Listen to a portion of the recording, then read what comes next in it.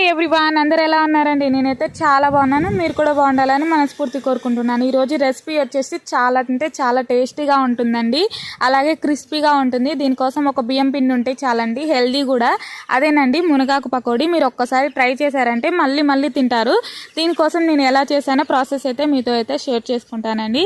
అది నేను బియ్యం పిండి అయితే ఒక గ్లాస్ తీసుకున్నానండి. అందులో శుభ్రం చేసిన కరివేపాకు, అలాగే మునగాకు, ఆనియన్స్ అయితే నిలువుగా కట్ చేసుకొని వేసుకున్నానండి. అందులో పచ్చిమిర్చి కూడా తురుములాగా చేసేసి వేసుకున్నాను.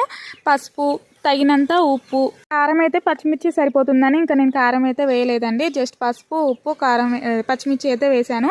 అలా వేసి మంచిగా కలుపుకున్నానండి. బాగా మిక్స్ చేశాను. కొంచెం వాటర్ కూడా పోసి వీడియోలో చూపించే విధంగా కలుపుకోవాలండి. మరీ లూజ్ అవ్వద్దు, మరీ గట్టిగా అవ్వద్దండి. వీడియోలో ఎలా అయితే చూపిస్తున్నానో అలా అయితే అవ్వాలండి. మరీ లూజ్ అవుతే కొంచెం సరిగా రావండి. వీడియోలో చూపించే విధంగా అవుతానే, గట్టిగా అవ్వద్దు అలాగని లూజ్గా అవ్వద్దు. నార్మల్గా అవుతానే క్రిస్పీగా వస్తుందండి. సో ఇలా కలపడం అయిపోయిన తర్వాత ఆయిల్ని అయితే వేడి చేసుకొని ఇంకా అందులో అయితే వేసుకున్నానండి పకోడీలని. అయితే చాలా అంటే చాలా బాగుంటుందండి. ఈజీ ప్రాసెస్ కూడా. ఇంకా మొత్తం వేసుకొని ఇంకా క్రిస్పీగా అయితే ఎంజాయ్ చేసుకుంటూ తిన్నామండి. మీరు ఎలా ఉందో ట్రై చేసి నాకు కామెంట్ అయితే చేయండి. బియ్యం పిండి ఉంటే చాలండి, చాలా ఈజీగా చేసుకోవచ్చు.